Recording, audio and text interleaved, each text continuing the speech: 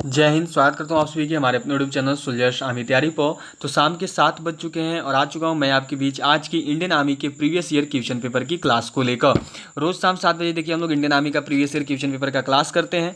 आज भी शाम 7 बजे जो है देखिए हम लोग सोल्जर जीडी का क्लास करेंगे, जो कि रहेगा आपका असम रेजिमेंट सेंटर का शिलोंग का। ठीक है, जिसमें बेसिक डिटेल्स दी हुई है कि ड्यूरेशन 60 मिनट रहेगी, मैक्सिमम मार्क्स 100, पासिंग मार्क्स 35, ये बेसिक डिटेल्स होती हैं, आप सबको पता है।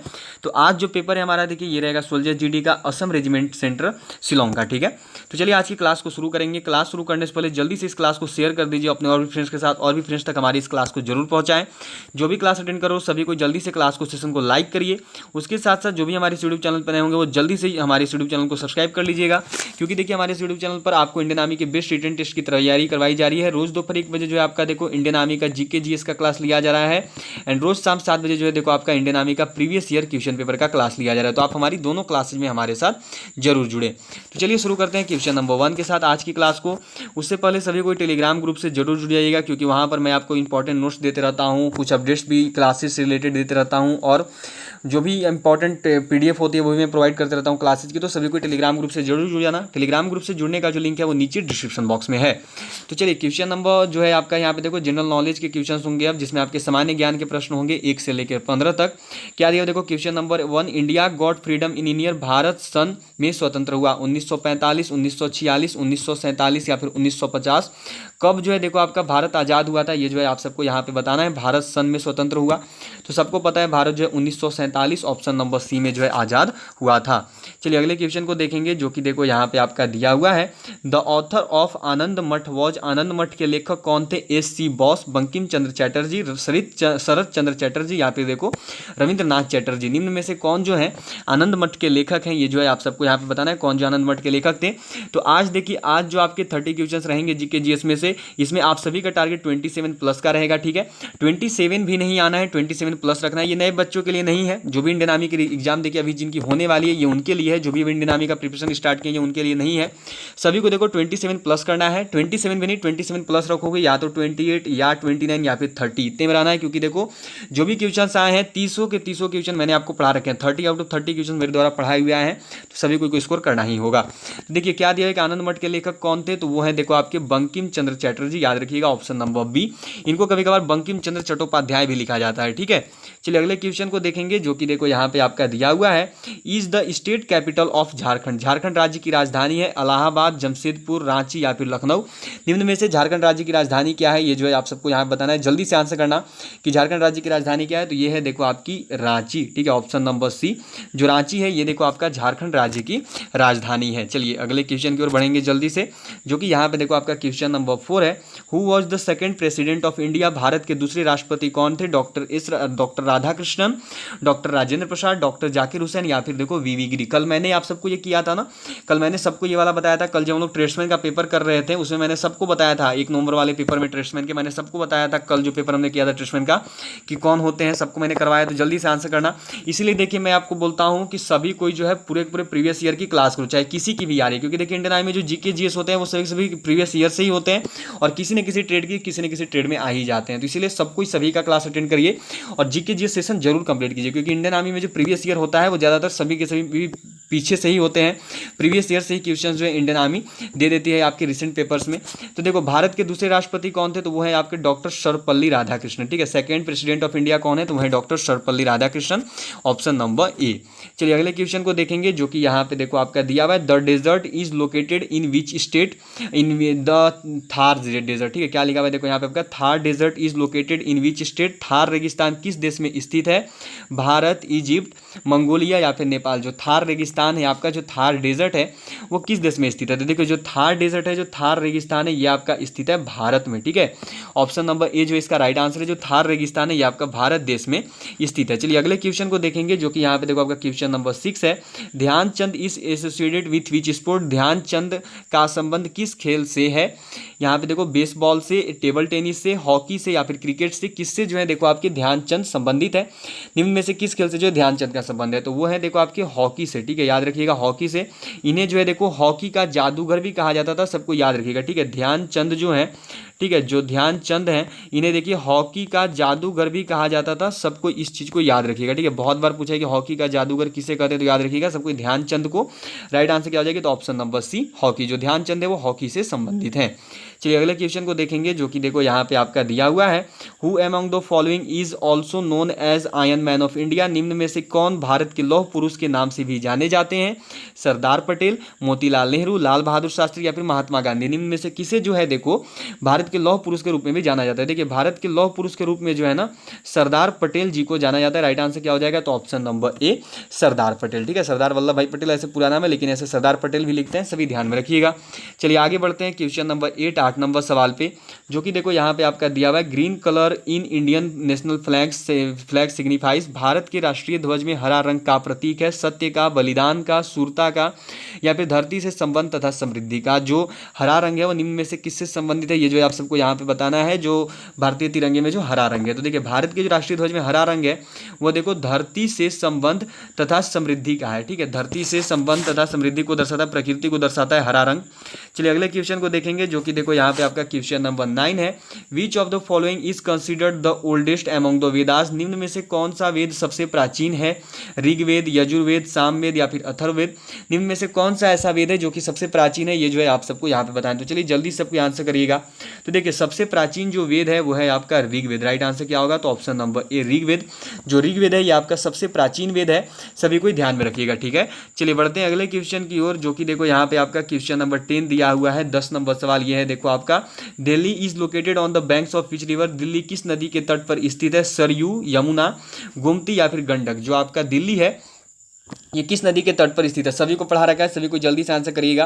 तो देखिए जो आपका दिल्ली है यह स्थित है यमुना नदी के तट पर। राइट आंसर क्या हो जाएगी, तो ऑप्शन नंबर बी, जो यमुना है ये देखो जो दिल्ली है वो आपका यमुना नदी के तट पर स्थित है। चलिए अगले क्वेश्चन को देखेंगे, जो कि यहाँ पे देखो आपका क्वेश्चन नंबर 11 है। 11 नंबर सवाल दिया हुआ है, देखो, हु इन्वेंटेड बाईसाइकिल। साइकिल का आविष्कार किसने किया था?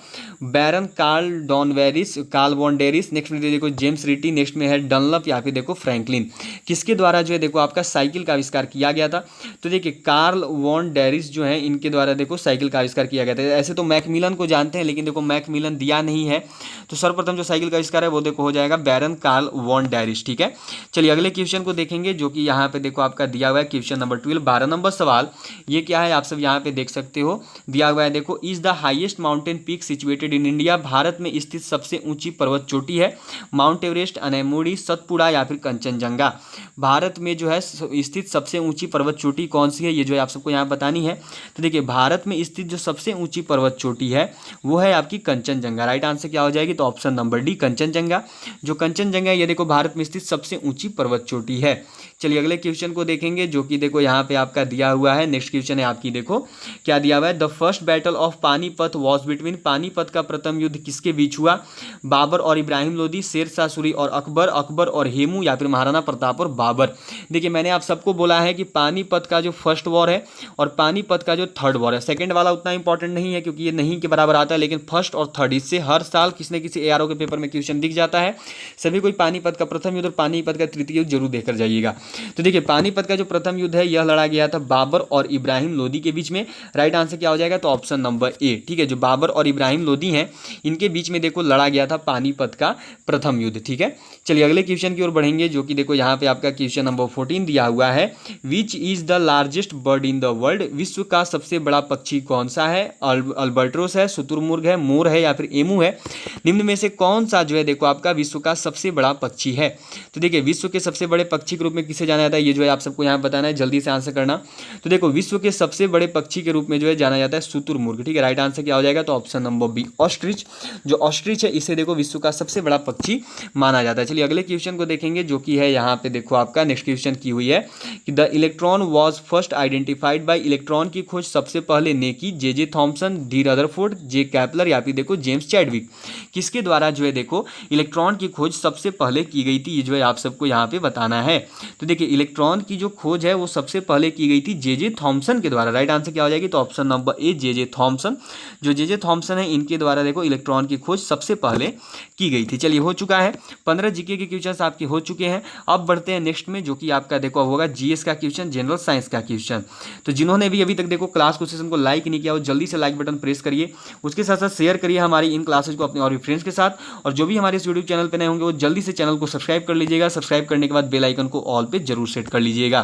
तो क्या दिया हुआ है देखिए यहाँ पे क्वेश्चन नंबर 20 सेक्शन बी में जो आपके जनरल साइंस के क्वेश्चन होंगे 16 से लेकर 30 तक, सामान्य विज्ञान के प्रश्न होंगे, प्रश्न क्रमांक 16 से 30 तक।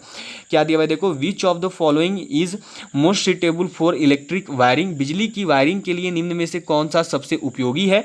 लोहा है, तांबा है, एल्यूमिनियम है या फिर देखो कांसा है। निम्न में से कौन सा जो है देखो बिजली की वायरिंग के लिए सबसे उपयोगी है। तो देखिए बिजली की वायरिंग के लिए जो सबसे उपयोगी है वो होता है आपका सॉरी क्या होगा, मैंने यहाँ पे एल्यूमिनियम बता रहा हूँ, तांबा। ठीक है, राइट आंसर जो बी होगी तांबा। जो तांबा है ये देखिए बिजली की वायरिंग के लिए सबसे उपयोगी होती है, सभी ध्यान में रखिएगा। राइट आंसर क्या हो जाएगा, तो ऑप्शन नंबर बी तांबा, कॉपर। ठीक है, चलिए बढ़ते हैं अगले क्वेश्चन की ओर, जो कि देखो यहाँ पे आपका दिया हुआ है क्वेश्चन नंबर 17 है, ये 17 नंबर सवाल दिया हुआ है। देखो H2O2 इस केमिकल फॉर्मूला फॉर H2O2 का सूत्र है, किसका सूत्र है H2O2 हाइड्रोजन पेरोक्साइड का, हाइड्रोजन ऑक्साइड का, व पानी का, या फिर देखो ऑक्सीजन हाइड्रोक्साइड का। निम्न में से जो H2O2 है ये किसका सूत्र है, ये जो है आप सबको यहाँ बतानी है। तो देखिए जो H2O2 है ये सूत्र है आपका हाइड्रोजन पेरोक्साइड का। राइट आंसर क्या हो जाएगी, तो ऑप्शन नंबर ए जो हाइड्रोजन पेरोक्साइड है इसका देखो सूत्र होता है H2O2। चलिए बढ़ते हैं अगले क्वेश्चन की ओर, जो कि देखो यहाँ पे आपका दिया हुआ है क्वेश्चन नंबर 18, ये है देखो आपका लाइटेस्ट गैस इज, सबसे हल्का गैस है CO2H N या फिर O मतलब ऑक्सीजन। निम्न में से कौन सा जो है देखो सबसे हल्का गैस है, CO2 carbon dioxide, H hydrogen, N nitrogen या फिर देखो ऑप्शन नंबर डी में O ऑक्सीजन। सबसे हल्का गैस कौन सा है, तो देखिए निम्न में से जो सबसे हल्का गैस है वो है आपका हाइड्रोजन। ठीक है, राइट आंसर क्या हो जाएगी, तो ऑप्शन नंबर बी हाइड्रोजन। जो हाइड्रोजन है ये देखो आपका सबसे हल्का गैस है। चलिए अगले क्वेश्चन की ओर बढ़ेंगे, जो कि देखो यहाँ पे आपका क्वेश्चन नंबर 19 नंबर क्वेश्चन है आपकी। देखो is essential in soil for plant growth, मिट्टी में पौधे उगाने के लिए क्या होना जरूरी है। कार्बन डाइऑक्साइड का, हाइड्रोजन का, ऑक्सीजन का या फिर नाइट्रोजन का, किसका जो होना जरूरी है मिट्टी में पौधे उगाने के लिए। तो देखिए मिट्टी में पौधे उगाने के लिए जिसका होना सबसे ज़्यादा उपयोगी है वो है देखो आपका नाइट्रोजन। राइट आंसर क्या हो जाएगा, तो ऑप्शन नंबर डी जो नाइट्रोजन है इसका देखिए होना सबसे अधिक जरूरी है अगर मिट्टी में पौधे उगाने हैं तो। चलिए हो गया सभी का, बढ़ते हैं आगे क्वेश्चन नंबर 20 नंबर सवाल पे, जो कि देखो यहाँ पे आपका दिया हुआ है which of the following is used in thermometer, thermometer में कौन सा पदार्थ प्रयोग किया जाता है, तांबा, सोना, पारा या चांदी। निम्न में से कौन सा पदार्थ जो है देखो आपका थर्मामीटर में प्रयोग किया जाता है, ये जो है आप सबको यहाँ पे बतानी है। तो देखिए थर्मामीटर में प्रयोग किए जाने वाला जो पदार्थ है वो है आपका पारा, मरकरी। ठीक है, राइट आंसर क्या हो गई, तो ऑप्शन नंबर सी हो गई मरकरी, पारा Hg। चलिए राइट आंसर हो गया मरकरी। जिन्होंने अभी तक क्लास क्वेश्चन को लाइक नहीं किया वो जल्दी से लाइक बटन को प्रेस करो, उसके साथ साथ शेयर करो अपने और भी फ्रेंड्स के साथ। और जो भी हमारे यूट्यूब चैनल पर नए होंगे वो जल्दी से हमारे इस यूट्यूब चैनल को सब्सक्राइब जरूर कर लीजिएगा।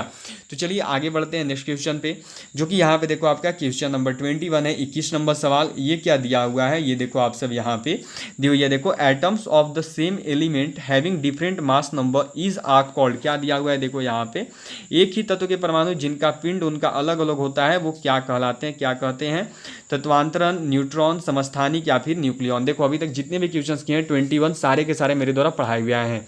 तो जिन्होंने भी क्लासेज अटेंड की होगी वो तो 21 आउट ऑफ 21 के रूप में चल रहे हो, और कुछ ऐसे स्टूडेंट भी हैं जो पहले से इतने ब्रिलियंट है। तो चलिए सभी को बताइएगा कि एक ही तत्व के परमाणु जिनका पिंड उनका अलग अलग होता है वो क्या कहलाते हैं, तो वो देखो कहलाते हैं, ये भी क्वेश्चन करवाया है, वो देखो समस्थानिक कहलाते हैं। ठीक है, राइट आंसर क्या हो जाएगी, तो ऑप्शन नंबर सी वो एक ही तत्व के परमाणु जिनका पिंड अलग अलग है वो देखो क्या कहलाते हैं, तो वो आपके समस्थानिक कहलाते हैं, आइसोटोप्स कहलाते हैं। चलिए अगले क्वेश्चन को देखेंगे, जो कि देखो यहाँ पे है आपका क्वेश्चन नंबर 22 नंबर सवाल। ये क्या है देखो, which one of the following disease is caused by virus, निम्न में से कौन सी बीमारी वायरस के कारण होती है, हैजा, मलेरिया, टाइफाइड या फिर देखो जुकाम। निम्न में से कौन सी बीमारी जो है ये आपकी वायरस के कारण होती है, ये जो है आप सबको यहाँ पे बताना है। तो देखिए वायरस के कारण होने वाली जो बीमारी है वो है आपकी जुकाम। ठीक है, राइट आंसर क्या हो जाएगी, तो कॉमन कोल्ड। जो कॉमन कोल्ड जुकाम है ये देखो आपका वायरस के कारण होने वाली बीमारी है। चलिए अगले क्वेश्चन को देखेंगे, जो कि देखो यहाँ पे आपका क्वेश्चन नंबर 23 है। Antibiotic penicillin is obtained from, रोग प्रतिरोधक पेनिसिलिन कहाँ से प्राप्त की जाती है? खमीर से, फफूंदी से, शैवाल से या फिर जीवाणु से? ये आप सबको यहाँ बतानी है, सभी को पढ़ाया है, सभी को जल्दी से आंसर करना। तो देखो ऐसे जो है आपका पेनिसिलिन का जो मुख्य रूप से प्राप्ति होता है वो होता है फफूंदी से, मोल्ड से। ठीक है, राइट आंसर क्या हो जाएगा? तो बी। देखिए कभी कभार इसको जीवाणु भी लिखा जाता है कि जीवाणु से भी प्राप्ति होती है, तो हाँ होती है लेकिन बहुत कम मात्रा में। ठीक है, जीवाणुओं से जो है बहुत कम मात्रा में होती है। तो अगर जीवाणु और फफूंदी, मोल्ड्स और बैक्टीरिया दोनों दिए तो आपका कंसिडरेशन मोल्ड्स की ओर ही होगा पेनिसिलिन के प्राप्ति में, क्योंकि देखिए इसका प्राप्ति फफूंदी से ज़्यादा होता है, ज़्यादा परसेंटेज में होता है। ठीक है, बैक्टीरिया से बहुत कम, जीवाणु से बहुत कम रूप में होता है, ज़्यादातर इसकी प्राप्ति जो फफूंदी से होती है। चलिए अगले क्वेश्चन को देखेंगे, जो कि यहाँ पे देखो आपका क्वेश्चन नंबर 24 है। Blood pressure is controlled by which gland, रक्तचाप किस ग्रंथि से के द्वारा नियंत्रित होता है? थायराइड ग्लैंड, एड्रिनल ग्लैंड या फिर कॉर्पस लूटेंस या फिर देखो आपकी थाइमस? निम्न में से जो है आपका देखो किससे जो है आपकी देखो लाल रक्त, जो आपकी रक्तचाप है वो किस ग्रंथि के द्वारा नियंत्रित होता है? तो देखिए जो रक्तचाप है उसका नियंत्रण होता है एड्रिनल ग्लैंड से। राइट आंसर क्या हो जाएगा? तो ऑप्शन नंबर बी। जो ब्लड प्रेशर है, जो रक्तचाप है, उसका कंट्रोल किया जाता है एड्रिनल ग्लैंड से। चलिए अगले क्वेश्चन को देखेंगे, क्वेश्चन नंबर 25 है। देखो यहाँ पे आपका intensity of earthquake is measured on, भूकंप की तीव्रता पर मापी जाती है। भूकंप की तीव्रता जो किस पर मापी जाती है? रिएक्टर स्केल पे, वजनी स्केल पे, मेरकाली स्केल पे या फिर छेदक स्केल पे? निम्न में से किस पर जो है देखो आपका मापा जाता है चुंबक की भूकंप की तीव्रता? तो देखिए भूकंप की तीव्रता जो है ये मापी जाती है रिएक्टर स्केल से। ठीक है, राइट आंसर क्या होगा? तो ऑप्शन नंबर ए। जो रिएक्टर स्केल है इससे देखो आपका मापा जाता है भूकंप की तीव्रता को। चलिए अगले क्वेश्चन को देखेंगे, जो कि है यहाँ पे देखो आपका क्वेश्चन नंबर 26। ये है देखो ब्रोमीन एक है, bromine is a non metal, metalloid या फिर देखो आपकी मेटल या फिर देखो प्लास्टिक? निम्न में से जो आपका ब्रोमीन है वो क्या है? ये जो है आप सबको यहाँ पे बताना है, तो जल्दी से आंसर करिएगा कि ब्रोमीन जो है क्या होता है। तो देखिए जो ब्रोमीन है ये आपका एक अधातु है, नॉन मेटल है। ठीक है, राइट आंसर क्या होगा? तो ऑप्शन नंबर ए। जो ब्रोमीन है ये आपकी एक नॉन मेटल होती है। राइट आंसर क्या होगी? तो ऑप्शन नंबर ए हो जाएगी, अधातु। चलिए अगले क्वेश्चन को देखेंगे, जो कि देखो कब का क्वेश्चन नंबर 27 है। क्या देखो saliva helps in digestion of, लार के पाचन में मदद करती है, चर्बी के पाचन में, फाइबर के पाचन में, तेल के पाचन में या प्रोटीन के पाचन में? जो लार है वो किसके पाचन में सहायक होती है? ये जो है आप सबको यहाँ पे बताना है। तो देखिए लार जो है ना वो सबसे पहले तो आपका स्टार्च के पाचन में सहायक होता है। ठीक है, तो यहाँ पर जो है देखो आपका स्टार्च दिया नहीं है, तो इस प्रकार जो आगे होगा वो हो जाएगा देखो आपका फैट्स के पाचन में। ठीक है, एक तरीके से चर्बी भी इसको बोलते हैं। तो राइट आंसर देखो आपका ऑप्शन ए हो जाएगा यहाँ पे। ठीक है, जो सलाइवा होती है वो फैट्स के पाचन में, ज़्यादातर तो स्टार्च के पाचन में सहायक होती है, लेकिन जब स्टार्च ना हो तो ये देखो ये फैट्स के पाचन में सहायक बन जाती है। चलिए अगले क्वेश्चन को देखेंगे, जो कि है देखो यहाँ पे question number 28। Snakes belong to the which animal class, सांप किस प्राणी वर्ग में आते हैं? या स्तनपायी में आते हैं, कशरुकी में आते हैं या फिर देखो आपकी यहाँ पे दी हुई है कि रेप्टाइल में आते हैं या फिर देखो उभयचर में आते हैं? ये आप सबको बतानी है। तो देखिए जो सांप हैं वो किस प्राणी वर्ग में आते हैं? तो जो सांप होते हैं ये देखो आपके आते हैं सरीसृप रेप्टाइल के प्राणी वर्ग में। ठीक है, राइट आंसर क्या होगा? तो ऑप्शन नंबर सी। चलिए अगले क्वेश्चन को देखेंगे, जो कि देखो आपका यहाँ पे दिया हुआ है क्वेश्चन नंबर 29। क्या है देखो a homogeneous mixture of two or more metal is called, दो या दो से अधिक धातुओं के समांगिक मिश्रण को कहते हैं?